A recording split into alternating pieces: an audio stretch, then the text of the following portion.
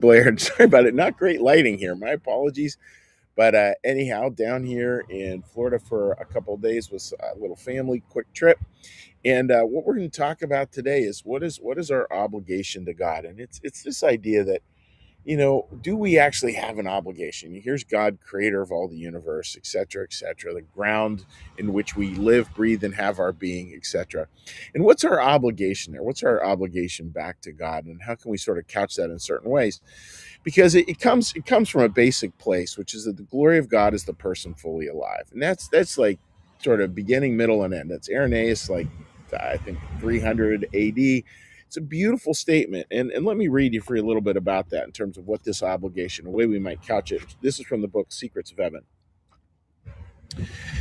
The Lord is called Jehovah, God of heaven, because of his divinity in the heavens, and God of earth because his divinity on earth. So again, that heaven and that earth connection, really important. Our inner levels and think here of our souls, after all, are our heaven because they are connected there with angels. And our outer layers are, excuse me, and our outer layers are earthly layers. When we are reborn, our inner plane influences our outer plane, and our outer plane has its being from our inner plane. Now, again, that's very deep theological speak, but very simple premise.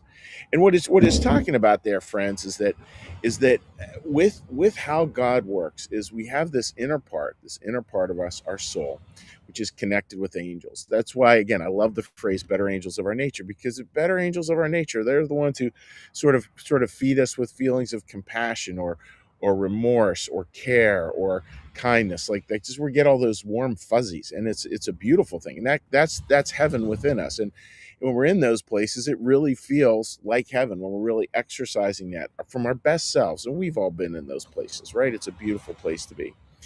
So here's that deep part, that deep thing within us. And so much the obligation to God is, ready for this, live it. I mean, it's that simple. Like to take this inside stuff and live it out there into the world, because as in heaven, so upon the earth. That's our obligation to God. And it's a little like, I mean, think of like a parent-child relationship. I would hope that you are not the least bit concerned, if you have children, of having your children worship you. You're not that worried about that.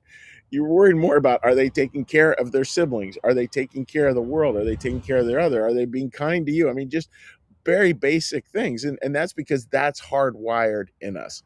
And I was thinking today, what would be the very simple way to summarize it. And I saw it on a coffee mug. I actually put it on the thumbnail for this particular service.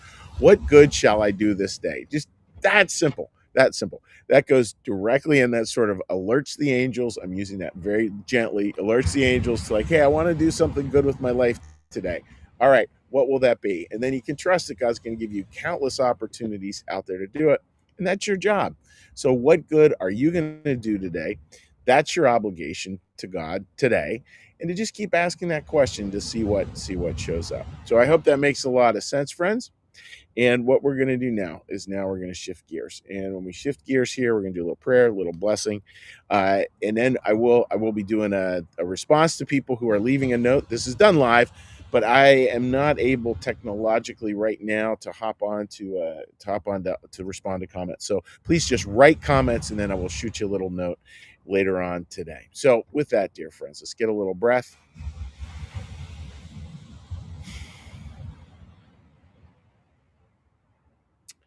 Be still and know that I am God. Be still and know that I am. Be still and know that I. Be still and know that. Be still and know. Be still and be still.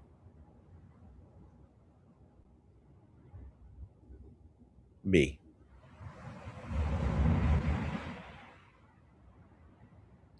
Our Father, who art in the heavens, hallowed be thy name. Thy kingdom come, thy will be done, as in heaven, so upon the earth. Give us this day our daily bread, and forgive us our debts, as we also forgive our debtors.